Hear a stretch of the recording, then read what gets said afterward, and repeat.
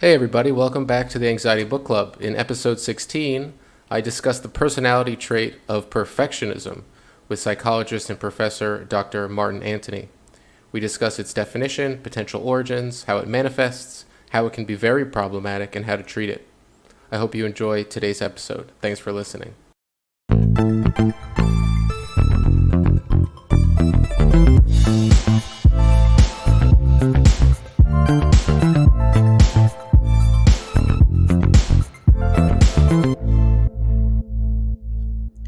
Okay, hello, and welcome back to the Anxiety Book Club. This is episode 16, and I'm very pleased to be chatting today with Dr. Martin Antony. He is the author of this month's book, which is called When Perfect Isn't Good Enough: Strategies for Coping with Perfectionism. He is a professor in the Department of Psychology at Ryerson University in Toronto, also founding director of an anxiety treatment and research clinic, as well as a fellow of the Royal Society of Canada and past president of the Canadian Psychological Association. Does that about sum up did I get your credentials right? Yeah, yeah, that sounds good. Cool. The Royal Society of Canada sounds like a fun group. What is that? So what it is, there is an American equivalent, and I'm just blocking out what it's called right now, but it's the sort of the highest kind of honor that a researcher, scholar, or artist can achieve in Canada. So there's several kind of sort of sections of it. Uh, I got my fellowship through these. I can't remember what it's called. I think it's social sciences kind of part, but they also have artists and people working in sort of physical sciences like chemistry and physics and humanities, sort of a wide range of different areas. Cool. Well, yeah, congratulations on that. That sounds like a wonderful honor. Thank you. And that's good because now we know that we got the real deal here on the podcast today. Yes, in Canada, real deal in Canada anyway. So Okay, well, I might have a few listeners there. I'm not quite sure. But anyway, so today we're talking about a topic that's near and dear to my heart and my brain and its heart, perfectionism. And I'm kind of curious before we dive into it about the title, when perfect isn't good enough. That's it's kind of weird, right? Like perfect is the best. So how could it be the case that it isn't good enough? What's going on here? um, that is a good question. So that title is about 20 years old. So it was the title that was given to the first edition of this book, and it was actually a title that the publisher came up with. So it wasn't my own title. And I guess the idea behind the title is that there's, for some people, there is no good enough. That no matter what they achieve, they end up raising the bar and basically concluding that even if they did achieve some standard or goal, that maybe it wasn't high enough or it doesn't count in some way. So that you can never be good enough for people who suffer from sort of extreme perfectionism. That's a good interpretation. I had my own, which was that perfectionism is never good enough because it's not even good. It's like an awful thing to shoot for, and so clearly it's somehow not good enough. But yeah, okay, cool. So perfectionism is it's not something that you would find, I guess, in like a manual of like the DSM, right? It's not going to appear there alongside anxiety or depression or OCD. Is that accurate? That is accurate. So it's something that's elevated in those different problems. The only problem in DSM-5 that has the word perfectionism in the criteria is obsessive compulsive personality disorder, which is a problem where people have these rigid kind of standards about how things have to be. So they may have lots of rules about kind of what's right and what's wrong. For example, people tend to be very detail oriented and sort of need to have things done a certain way. May spend excessive amounts of time organizing things and paying attention to kind of details to the point that they don't get things done. So that's certainly a type of perfectionism, but it's different than the kind of perfectionism we might see in depression or anxiety. Okay. Yeah, and we'll get into the definition of that. That's a good segue. So, at least in American culture and perhaps in Western culture overall, being a perfectionist doesn't seem like a bad thing.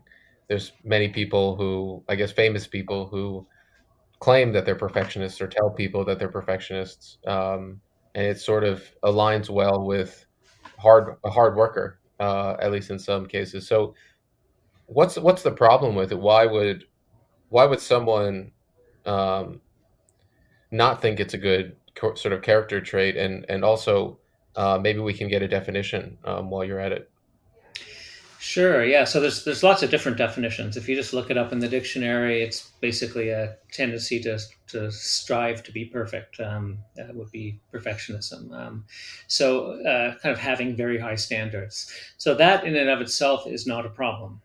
So if you're driven to have high standards and perform at a high level because you enjoy performing at a high level and you get a sense of satisfaction out of doing that, then there's nothing wrong with that. On the other hand, we see lots of people who set these impossibly high standards, so standards that they can't meet, and they judge their worth based on whether they meet those standards. So they're sort of setting themselves up for failure, and for a lot of these people, the perfectionism is not so much driven by just feeling good when you succeed, but rather a fear of failure or a fear of being judged by others or disappointing others if you don't meet their standards. So if it's driven more by those kinds of factors, and in which cases, when people don't meet their standards, they end up being very hard on themselves and feeling terrible. Then perfectionism is potentially a problem. We also see sometimes people are set these impossibly high standards that prevent them from even trying. So they may procrastinate, they may put things off, they may not take risks.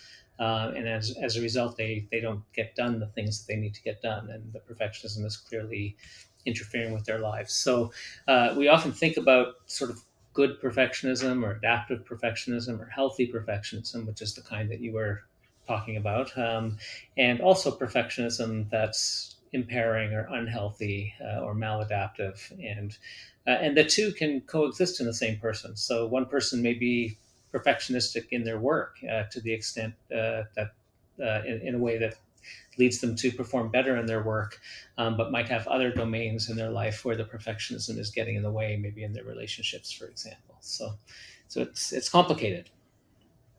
It is indeed. Yeah, yeah, that's definitely showed up in my life in a few different ways. I'm certainly not a perfectionist when it comes to cleaning my room or doing the dishes, but then other areas of my life, big choices, relationships, it very much shows its ugly head. So yeah, it is a complicated phenomena. Um, yeah, on page 11 of the book, you describe that perfectionism can be thought about in a few different ways, whether or not it's self-oriented, other-oriented, or socially prescribed. Can you say a little bit about the different themes that perfectionism might take according to that sort of distinction? Yeah. So this is based on work by Paul Hewitt and Gordon Flett up here in Canada. So they identified these three types of perfectionism, and self-oriented perfectionism is a tendency to set standards for yourself that are often unreasonably or unrealistically high, or impossible to attain. So they're standards that are for oneself. So I might, for example, if I'm a student, I might believe that I always need to get an A on everything. So I might set that as a standard, or an A plus or something like that. Other oriented perfectionism is perfectionism that is aimed at others. So it involves having unreasonably high expectations of others. So I might expect that if I'm a parent, that my children always have to get perfect on all of their exams, for example. And then that third type, socially prescribed perfectionism, is a tendency to assume that others have expectations for me that are excessively high. So I might believe that my parents expect me to always do perfect, or my boss, or my coworkers, or my friends.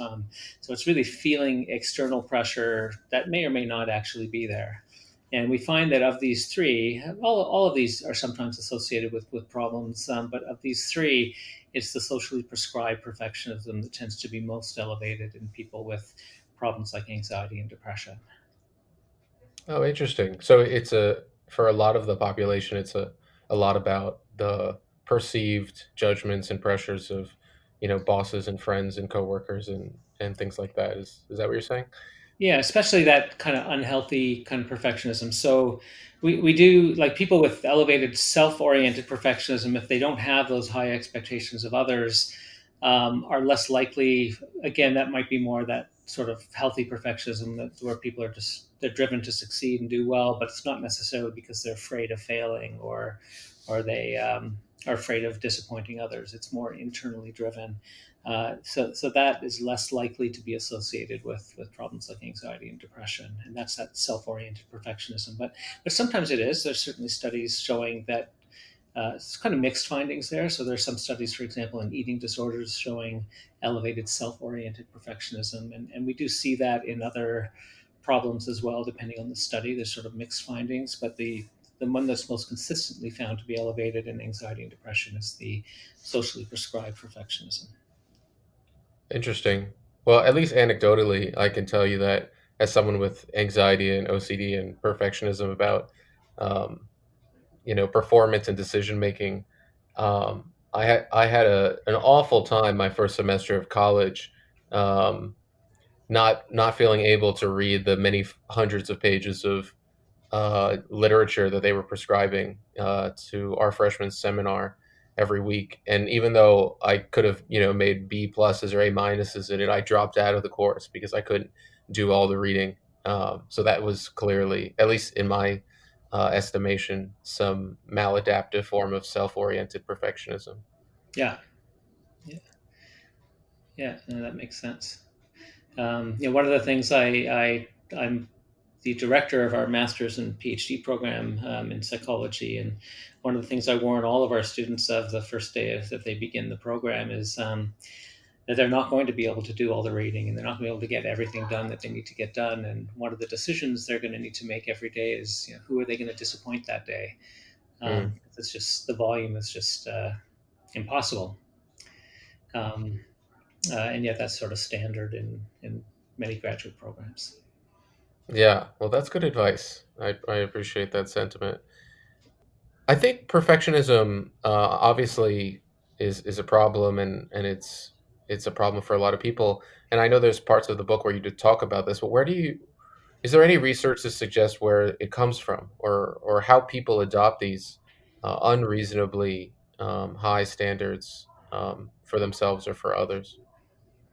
Yeah, so there's indirect research. So there's sort of correlational research that suggests possible causal factors, but we don't really know for sure. And chances are that the causes for one person are very different than the causes for another person. But one thing that we do see in people with high levels of perfectionism, they tend to report that their parents had very high standards for them, and their parents were critical as well compared to people who don't have high levels of perfectionism. So those experiences in childhood may help to contribute to perfectionism, possibly. We also know that people with high levels of perfectionism will often report that perfectionism is reinforced. So they get rewarded for it. So by putting lots of effort in, their parents, their teachers, their coworkers, their bosses tell them, you did an amazing job on that. Way to go. Wish everyone else, could do that level of work that you're doing. And that feels good. And that makes it more likely that people are going to strive to get that feedback again in the future, and maybe worried about not getting that feedback in the future. So that kind of reinforcement may play a role as well. So those are both things involving learning. Another example might be negative experiences. So if people, I mentioned parents tend to be more critical, for example, people with perfectionism report that anyway. Just in general, if people have maybe had some negative experiences as a result of not uh, putting as much effort into things in school, for example, they may sort of start to be more perfectionistic in their work in that domain, for example. So people's experiences can feed into this. People's beliefs as well. So we know that we often see in people who tend to be perfectionistic, we see certain kinds of beliefs. The belief that others will judge me negatively if I don't do things perfectly, or the belief that that I am going to make mistakes, and it's going to be a disaster if I do.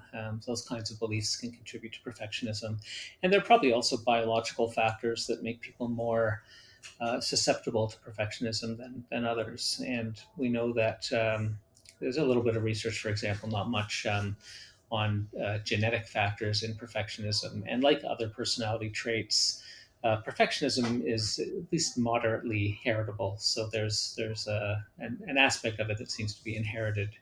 Another factor, this is also related to learning, I know I'm jumping around a bit, is watching other people be perfectionistic. So if you grow up with parents who are perfectionistic, for example, you may just learn that that's the way to be. The same way we learn other aspects of our culture, for example, just by watching other people. We learn our personality traits to some extent by watching other people when we're young. So that may be a factor as well. I've also seen people just anecdotally who have described the opposite, where they've said, my parents were complete slobs. The place was a mess. They were really unorganized, and I was determined not to be like that. So it's sort of a reaction and wanting to do the opposite of what parents did in that particular case. So again, it's complicated. There are many different factors that probably play a role, and those factors are probably different. You can have two people with very similar patterns of behavior, maybe, who have developed those patterns for different reasons, or for different combinations of those reasons. Because again, it's probably not any one thing that causes it for any given person. Yeah. So the causal chain is not so easily deciphered um, for all people in all places at all times.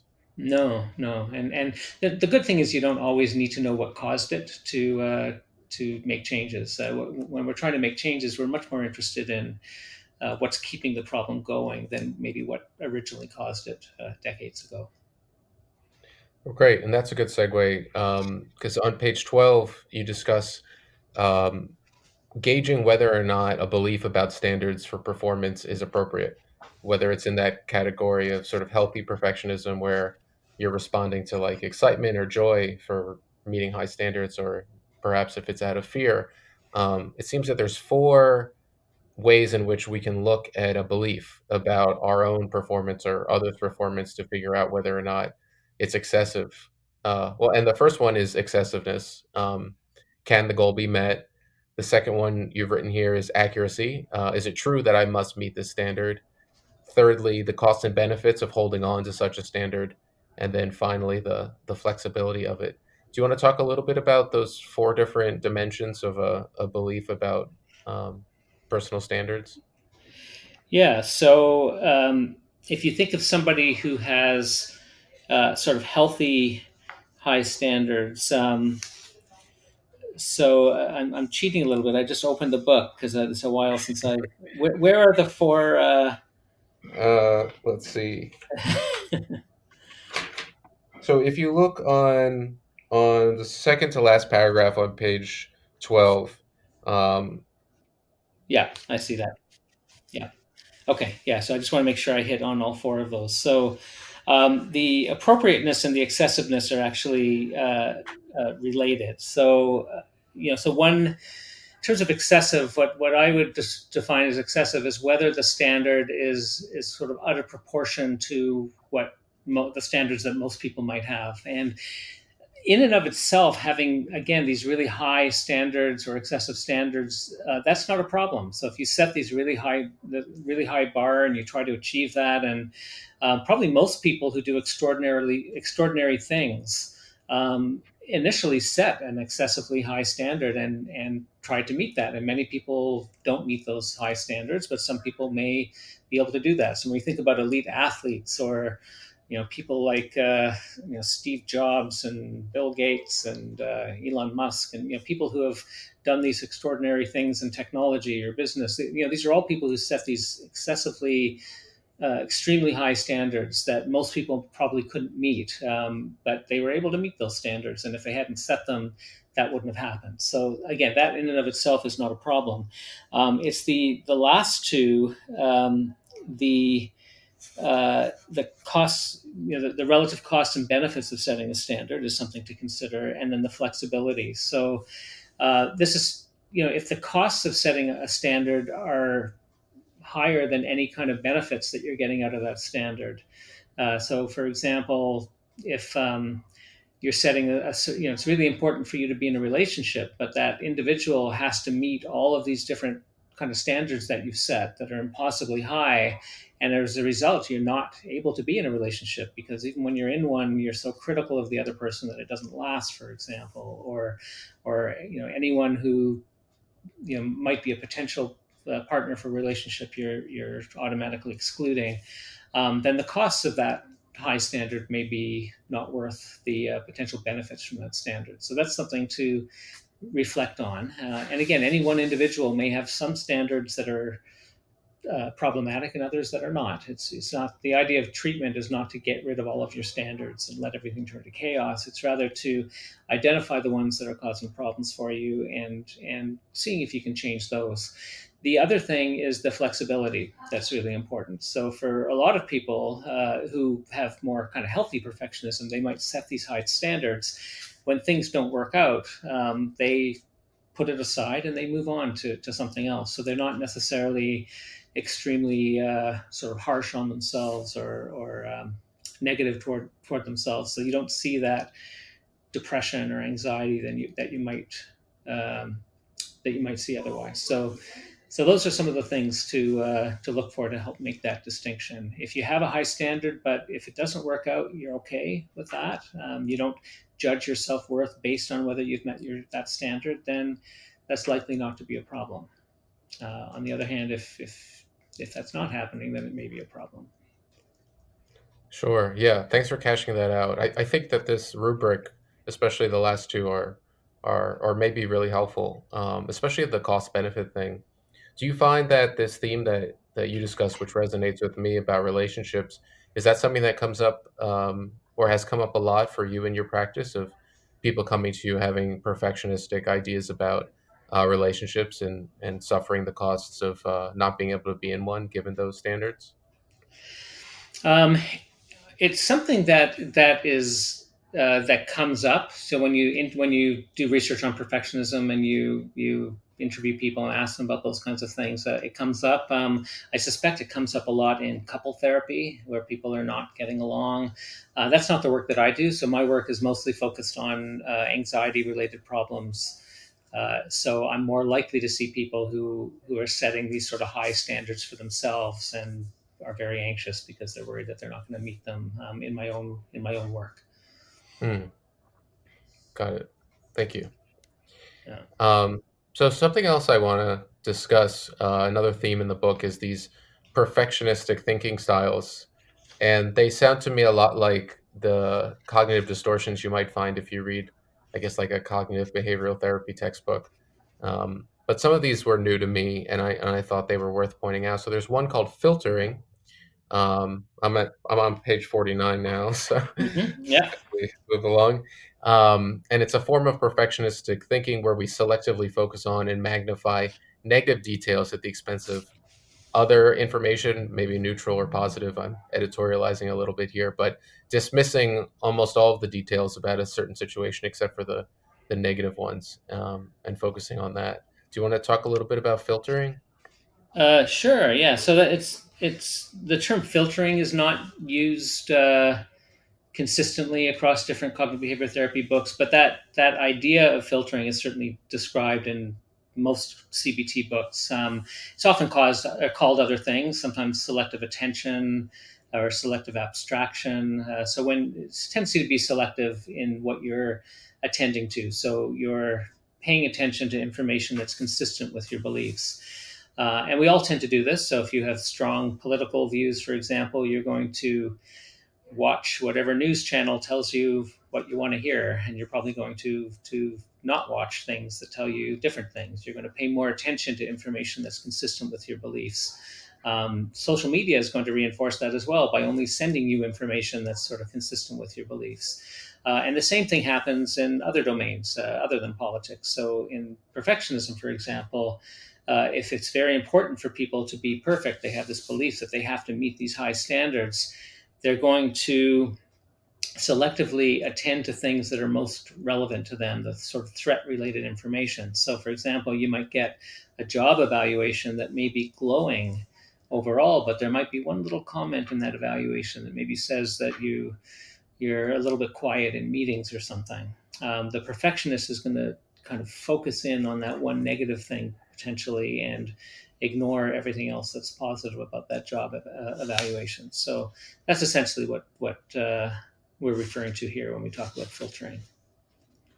So one thing I want to point out that I've heard you say a couple of times so far in our conversation is this idea that the perfectionist has sort of set standards, these standards being, excessive or hard to reach. But I wonder, is that setting of standards, is that a sort of explicit thing that they have sort of sat down to do, or is it more of an implicit standard? Because I could imagine there being a lot of very rational people who suffer with perfectionism and know that there's no need for them, to be great in all of these aspects or get an A every time or have the perfect partner or the perfect job. But somewhere in their mind, those standards are held, but maybe weren't set by them in a sort of autonomous way. Can you speak about that?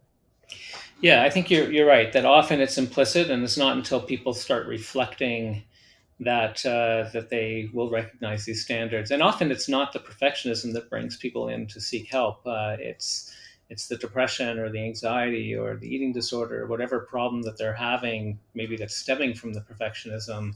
And it's not until they start to reflect a little bit that they may see these high standards. And most of us have two. We in any given situation we may have two or more voices telling us things. So, for example, I've surveyed audiences about fear of flying, and I've asked audiences when I'm giving talks to 100 or 200 people, how many of you have had the thought sitting on an airplane that this plane might crash?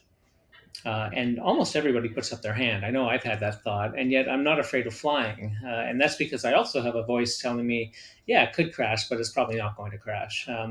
And the question is often which voice is louder. So, if we bring this back to perfectionism, people may have part of them that says, yeah, I know that I don't have to be perfect. I know that it's okay not to, if I don't get an A plus, that things are going to be okay. But then there's also another part of them that is telling them something different, and that voice may be louder in certain contexts.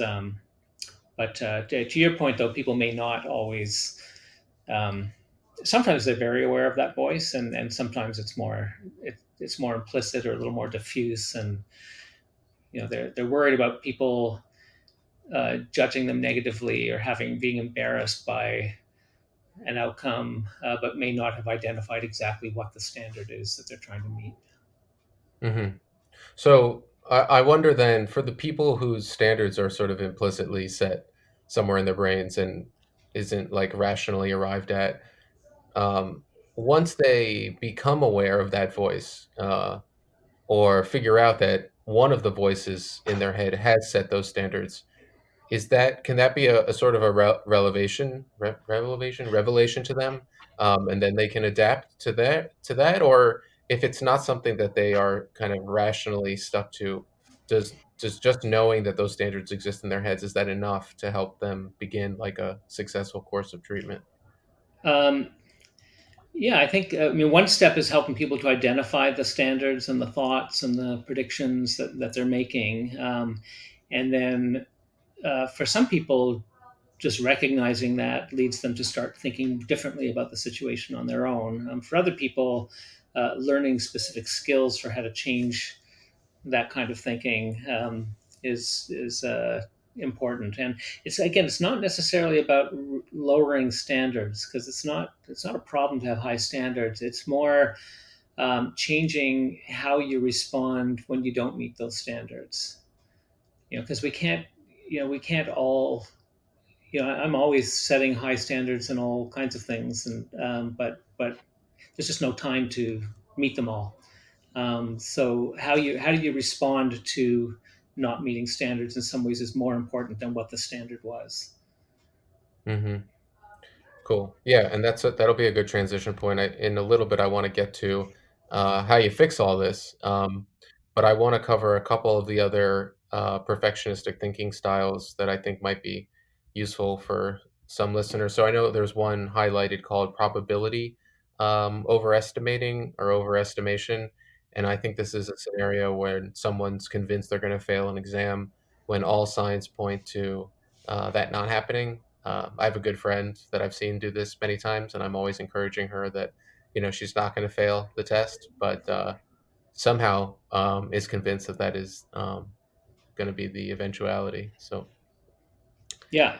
So that's overestimating the likelihood of something bad happening. That if I don't do something perfectly, I'm going to fail the exam or I'm going to lose my job. Another kind of cognitive kind of style that I'm not sure if it's one that you were going to focus on, but I think it's an important one. So I'll just mention it is catastrophic thinking. And the way we use that term in the book is people use that term in lots of different ways, but the way we use it is overestimating the importance of a particular outcome. That if I were to fail an exam, that would be an absolute disaster. I wouldn't be able to get past that. I couldn't cope with that. So it's overestimating. So probability overestimation is overestimating the likelihood of something happening.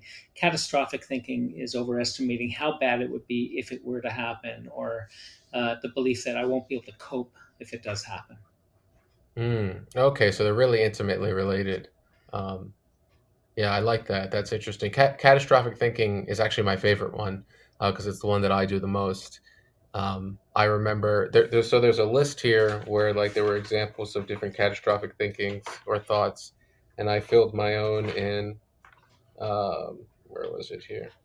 I can't handle making a mistake in front of the class. It'd be absolutely terrible if I missed a deadline. And there was one here that says, if I do not stay thin, nobody will ever be attracted to me. I know that a few years ago, when I was starting to lose my hair, I could have said, if I lose my hair, nobody will ever be attracted to me. And that was definitely a big fear of mine for a long time, since when I'm no longer concerned about it. But that definitely felt like a sort of catastrophic scenario that would have made it hard to cope.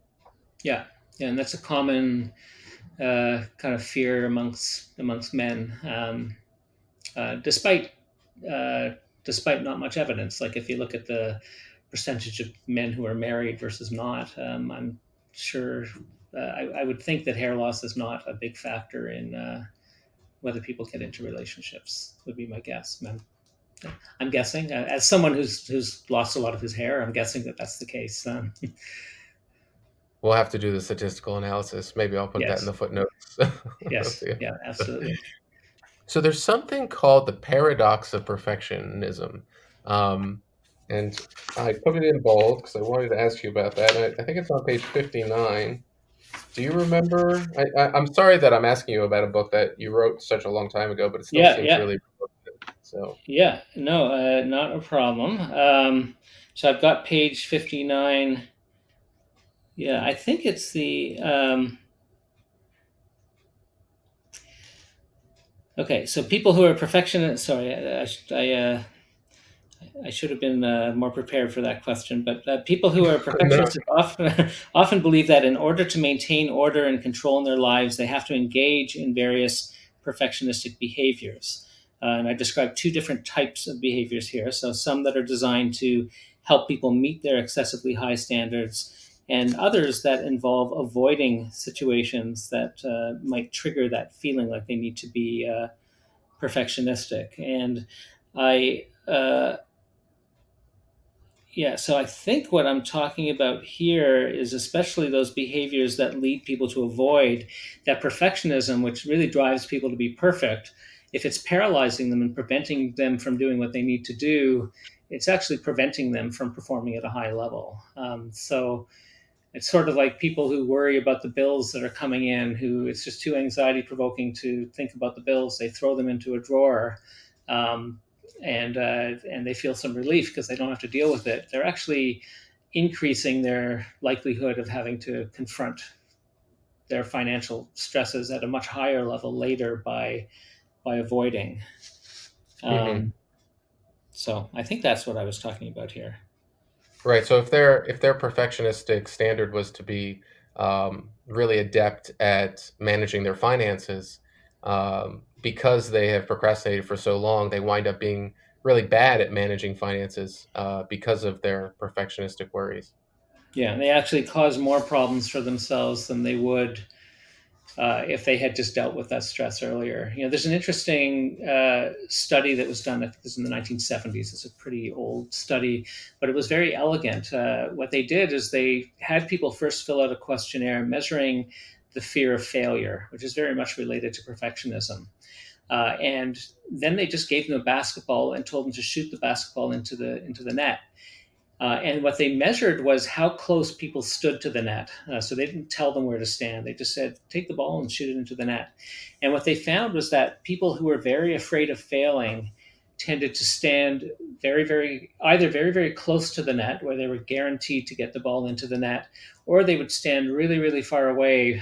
So they were guaranteed to not get the ball into the net. But at least they could say, well, yeah, I didn't get it in, but it's because I was standing far away. They'd have an excuse for it. Mm, People who were not afraid of failing, they stood at a moderate distance where there was some challenge, but also a chance that they would get it in. And I think we see that a lot anecdotally anyway, see that same kind of pattern in people with perfectionism. So some people work extra, extra hard to make sure that their presentation is perfect because they don't want to risk having a presentation that's not perfect. And then other people either procrastinate and don't work on it at all because it's just too stressful to do that, or they try to get out of the presentation completely, and more often than not pay a price for those kinds of behaviors. yep. Yeah, I think that's valid. I can give you one more that I think is a paradox of perfectionism. So if you have the sort of perfectionistic theme of wanting the perfect relationship, the paradox there is that you will have no relationship at all because the perfect one doesn't exist. So Exactly. Yeah. Yeah. there's a good one. So this is all the bad news. I want to transition now to strategies for overcoming perfectionism because this would be a really sad podcast if we didn't talk about that at all. Um, Yeah. I know that from reading the book, some of the things you want to do is you want to figure out, what your themes are. You want to measure it, catalog it. There's mentions of keeping a diary.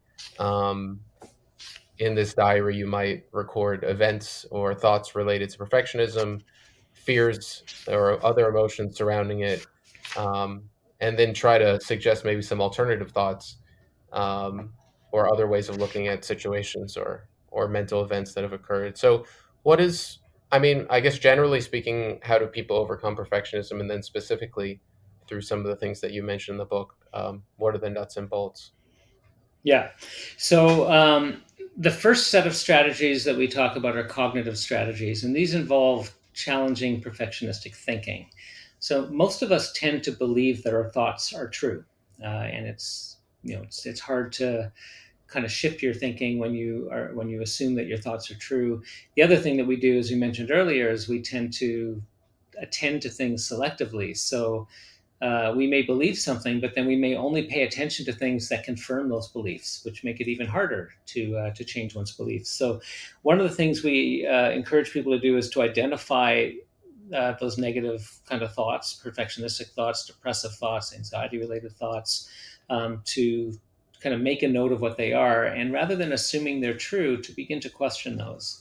And we have all kinds of different questions that people can ask themselves. So I might ask myself, is that necessarily true? Are there exceptions to that? Would everyone else agree with me with respect to that thought? And if not, how are they thinking differently about this thought, the situation, than I am? What evidence do I have that my way of thinking about it is better than their way? What evidence do I have that my way of thinking about it is not as accurate as other people, the way that other people might be thinking? I might ask the question, if somebody else was having this thought that I'm having right now, what would I tell them? Or if somebody who cares about me knew that I was having this thought, what would they say to me? Would they say, "Oh yes, that thought is accurate," or would they say, "Well, wait a second. These are some other ways that you might look at that." Um, I might encourage people to ask themselves the question, what are the costs and benefits of having this particular thought right now? Are there good reasons maybe to let go of this thought? I might ask myself, are there situations, there might be situations where this thought makes sense. Are there other situations where maybe it doesn't make sense? I might ask the question, just what are some other ways of looking at this? So, it's not so much about positive thinking, because sometimes a negative thought may be accurate. It's more about realistic thinking or balanced thinking or even just flexible thinking, being able to look at things from lots of different perspectives. Rather than just that one perfectionistic perspective, you may never know whether a thought is true or false, but just being able to look at it from lots of different perspectives can help people to realize that, if nothing else, it's a subjective kind of thought, and that different people can look at things in different ways. So those are some examples, but it's all about trying to loosen up what otherwise might be a more fixed or rigid kind of thought. And it's done through what we call Socratic questioning, just asking these questions designed to help people look at things in lots of different ways. And we have lots of tools for doing that. We have diaries that people can use and fill out. And there are also different experiential methods that people can use to look at the evidence. So, an example is what we call behavioral experiments, where people pit these two thoughts against one another, the perfectionistic thought an alternative thought, and try it out in real life to see which is true. So if I have the thought that if I'm having people over, my house has to be absolutely perfect, um, I might do some quick cleaning up, but I would purposely maybe leave a few things not perfect to see what happens. What happens if my have guests over and there are no towels in the bathroom? I purposely forget to put them there. Um, and to see what happens. And is it manageable? Is it I might think it's going to be a disaster, but is it a disaster? So anyway, those are some examples of cognitive strategies that strategies we can use for shifting thinking. Yeah. Yeah, thanks for that. That seems relevant and also eerily similar to the exposures that people are supposed to do when they go through exposure and response prevention treatment for OCD. Yeah. In the book we kind of separate out exposure from what I just described, but in a way there it's very similar. So with exposure, those behavioral experiments that I described are really like exposure practices, where you're purposely doing the thing that you're afraid to do. And if we think of perfectionism as a fear of imperfection, a fear of making mistakes, purposely doing those things and learning that whatever you're predicting will happen doesn't happen. Hmm. So I Yeah. guess fundamentally, oh, sorry, I think I cut you off. Well, I was just going to say the response prevention is preventing the different overprotective behaviors, safety behaviors, the things that people do to protect themselves from making mistakes. So that what in OCD is called response prevention would be an important component of what we do in treating perfectionism as well. Got it. So I guess fundamentally here, what we're trying to get people to do is like you said, take some of their thoughts and feelings with a grain of salt. Um, Try to look at it from a number of different perspectives, and perhaps failing that, or with the aid of doing some kind of behavioral intervention to force them to acknowledge, that a certain thought is perhaps not super helpful or maybe not even accurate. The thing that I think that is difficult about this, obviously, it's harder. People would have solved the problem on their own. Is you're getting a bunch of people just walking around with their brains, atop their heads, needing to question a lot of what's coming out of this amazing object that we have between our ears. And if it's relentlessly putting out bad information into your head, it seems like quite a tall order to get people in the mode, or even prepare for a lifetime of needing to question the suggestions that their brains are floating down the rivers of their mind. So I just was wondering if you had anything to say about the order of difficulty for some of these problems.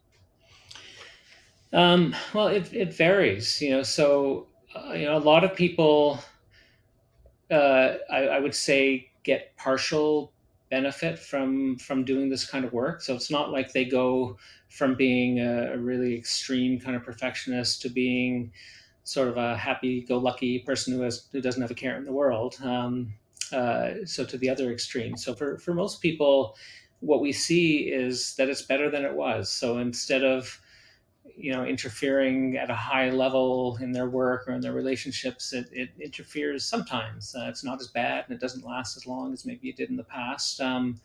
but they still have to kind of keep it in check from time to time. So that's sort of a typical outcome, not just from treatment of perfectionism, but most anxiety related problems. So if we think about OCD, most people I've worked with OCD over the years still have OCD. There's a small percentage of people who are completely remitted from their OCD and they never have a problem again. There's a small percentage of people who get no benefit. But for most people, they're better than they were. Instead of taking up 8 hours a day, it's taking up an hour a day or an hour and a half a day, and it doesn't get as bad as it used to. And or maybe it does, but instead of getting that bad once a day, it's getting that bad every 3 weeks for a few hours or something like that. So it's better than it was, and I think that's sort of a realistic goal for I think any kind of thing, whether it's back pain, any kind of thing that people are trying to change that's more of a a part of who we are, or a chronic kind of thing. Does that answer your question? Yeah, yeah, I think it does, and it's a good and realistic view for people's expectations of just how much better they can be. I think the ideas we've been talking about have actually been captured in quite a nice way in the book. So on page 130, you describe something called the head/heart problem. Um, and you write that the head-heart problem occurs when an individual knows rationally that a particular style of thinking is incorrect or inappropriate, but nevertheless feels that the negative way of thinking is correct. Yeah, it's sort of like the two voices that I talked about earlier. There's the rational voice and then the anxious voice. I sometimes use the kind of analogy of Fred Flintstone. And the Flintstones sometimes would have this devil on one shoulder and an angel on the other shoulder telling him, the devil was saying, do it, do it. And the angel was saying, no, don't do it, don't do it. And it's sort of the same thing. A lot of us have, uh, there's part of us that knows that something, what's rational, but there's also part of us that has that anxious voice. And the question is often which voice is louder in the moment. Hmm. Yeah, just a few final things here because I know we're getting close to the top of the hour. But one thing that really resonated with me on page 239, you discuss OCD a bit, and there's this block of bullet points about strategies for resisting rituals. And I know we're kind of jumping around here, but there was one here that I liked, which was remind yourself when you are doing fine and are not experiencing the obsession or performing the rituals that this proves that the ritual really doesn't help. I like this because one of my compulsions is rumination, and I ruminate a lot around big choices. But I've been noticing, in the past few days as I've read the book, that a lot of little choices I don't ruminate on at all, which sort of proves that rumination isn't like an essential component to making a successful choice. So I thought that was a nice little bullet point there. Yeah, thank you. Yeah, and there's so many factors that are, what I often encourage people to think about in these situations where they have big choices to make is first of all, when a choice is difficult to make, that probably means that there is no right answer, or you don't have enough information to make that answer. So when there is a right answer, we don't. It's not hard to make the choice usually. Uh, if there's only one restaurant that's open and you want to eat out, go out for dinner, it's not hard to make that choice. And it's easy. It's when again when there's different approaches that could be just as good, and you don't have enough information, or there is no way to kind of predict that. So that's I think sometimes can be reassuring for people, knowing that it's not like there's a right choice and a wrong choice, and if there was, you wouldn't be ruminating. So I think that's one thing. The other thing is, are choices permanent? So I might ask a client a question: what if you make the wrong choice? What if you decide to go to you know college for chemistry and you hate chemistry and you should have gone into philosophy? What are your options at that point? Are choices permanent? Some are, but most aren't. A lot of choices that feel really important are probably not permanent. Yeah, those are very helpful. Thank you for that. Yeah, so I've definitely taken up a bunch of your time, and I really appreciate that. I want to give you a moment to highlight any work that you're doing or any things that the audience can look for, how to find you on the web, maybe forthcoming articles or research or books, or anything you want to say about perfectionism in general. Sure. So I came into this work really from as an anxiety researcher and somebody who specialized in anxiety treatment, and we were seeing a lot of elevated perfectionism in people with anxiety, and we did a bit of research showing that different kinds of anxiety problems like OCD and social anxiety were associated with elevated perfectionism. And at the time, so this was back in I think kind of 1995 or 1996 when we started thinking about writing this book. There were no books on the topic. So what we did is we sort of applied what we knew about anxiety-based problems to perfectionism, and now since then, over the last 10 years, there have been quite a few studies looking specifically at the treatment of perfectionism, showing that these strategies can be effective not just for problems associated with perfectionism, but with perfectionism itself. So the field's kind of come a long way over the years. Most of my work is still in anxiety related problems, but we dabble in perfectionism in terms of our research. I have a master's student who just finished a master's project, for example, looking at perfectionism and social comparison. So the tendency to we all tend to compare ourselves to others, but we know that people with elevated levels of anxiety or depression and most likely perfectionism tend to compare themselves to people who are much better than them at things, which makes them feel worse. Whereas for people who are less perfectionistic, less anxious, less depressed, they tend to compare themselves to people who are similar to them. So that's one example of some research that we're doing. Um, just in terms of new books coming out, I do have a new edition of a book called the Anti-Anxiety. The original edition was called the Anti-Anxiety Workbook. The new edition is called the Anti-Anxiety Program. So it's the second edition of that first book with a slightly different title, being published by Guilford Press. I believe it's available right now from guilford.com as a like a you can buy it as a digital book like a PDF or an ebook, and then I think the paper version is coming out. The printed version is coming out in early January. So that's the newest book coming out. And Peter Norton is my co-author on that. And last thing I'll mention is my website. If people want to check out other work that we're doing, it's martinantony.com, martinantony.com. Antony has no H, and you can find me there. Well, Dr. Antony, it's been a pleasure reading the book and talking to you, and thanks for all the free therapy this hour. So, um, yeah, thanks a lot for your time. You're welcome. It's a pleasure. Take care.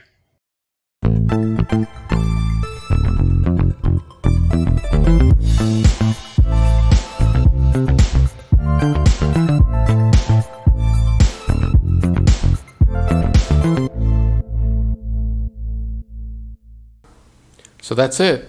I hope you enjoyed today's conversation. Happy holidays, and I'll see you in January.